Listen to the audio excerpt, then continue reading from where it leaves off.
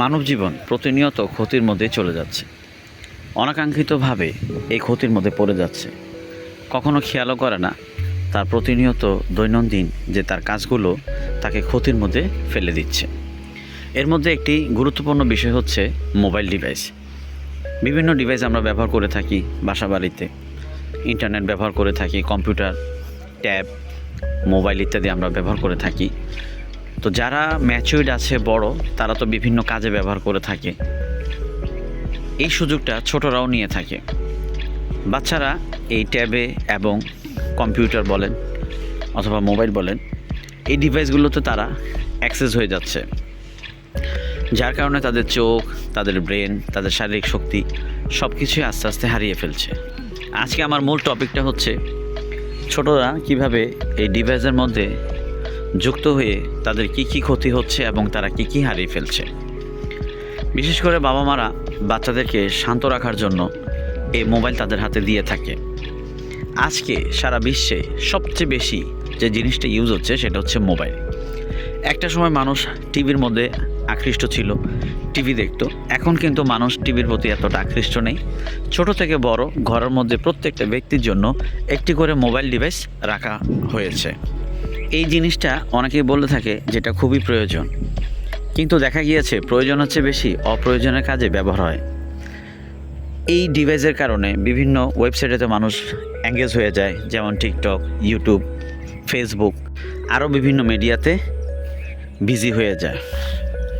এই সমস্ত মিডিয়াতে অ্যাড হওয়ার কারণে তাদের পারিবারিক, সাংসারিক এবং সব মিলিয়ে অশান্তি পরিবেশ বিরাজ করছে। বিভিন্ন সময় আমরা খবর দেখতে পাই বা পেপার পত্রিকায় আমরা দেখি যে অতিরিক্ত ফেসবুক ব্যবহার অথবা টিকটক ব্যবহারে সংসারে অশান্তি হচ্ছে।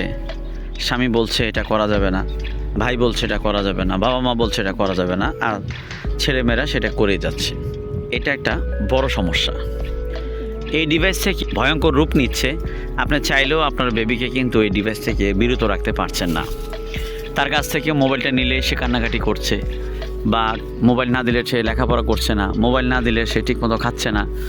মানে শুধু মোবাইল ছাড়াই এখন বর্তমানে আমাদের বাচ্চাগুলো অন্ধ হয়ে যাচ্ছে। তো আপনার বাচ্চা, আপনার পরিবারকে যদি আপনি ভালো রাখতে চান, দুনিয়াবী দৃষ্টিতে হোক অথবা আখিরাতের দৃষ্টিতে হোক, অবশ্যই এই ডিভাইস থেকে আপনার সন্তানকে অনেক দূরে রাখতে হবে। এই ক্ষেত্রে যেমন আপনি চাইলে বাটন মোবাইল ইউজ করতে পারেন, বাসায় শুধুমাত্র একটা টিভি রাখতে পারেন। তো টিভির মাধ্যমে মাঝে মধ্যে হয়তো বা তারা কার্টুন দেখলো বা অন্য কোনো প্রোগ্রাম দেখলো, খেলাধুলা দেখলো।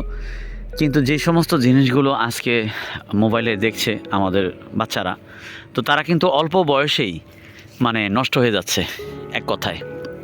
এই জন্য চেষ্টা করব আমাদের ছোটোমণি সন্তান, কলিজার টুকরা সন্তানগুলোকে এই ডিভাইস থেকে হেফাজতে রাখার জন্য। প্রায় সময় দেখা যাচ্ছে বিভিন্ন খবরে যে মোবাইল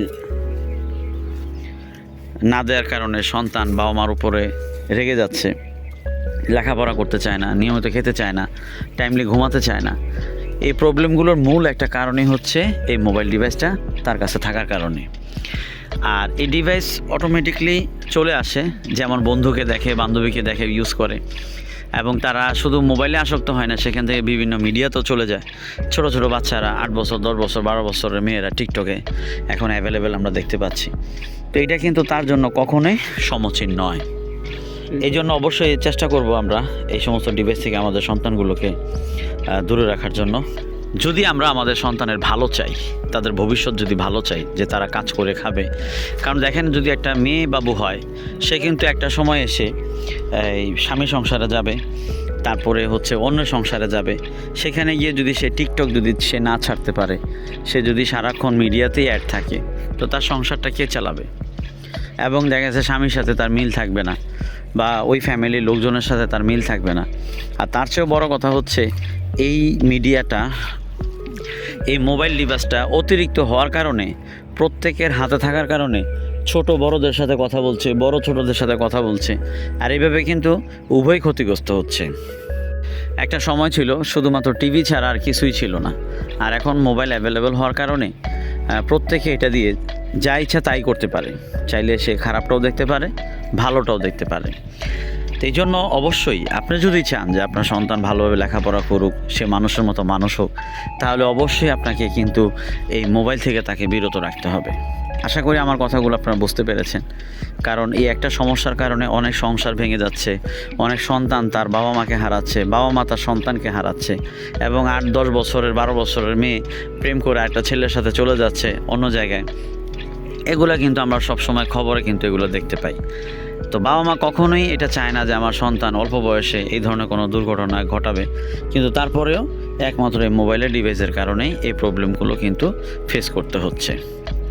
তো আজকের এই ভিডিওটি আপনাদের কাছে কেমন লেগেছে? যদি ভালো লেগে থাকে, আপনার সন্তানের ভবিষ্যতের কথা চিন্তা করে অবশ্যই ছোট্ট একটা কমেন্ট করে জানাবেন, আর এই ভিডিওটা অবশ্যই শেয়ার করে দিবেন, যাতে মানুষ এটা দেখে একটু অন্তত সতর্ক হতে পারে।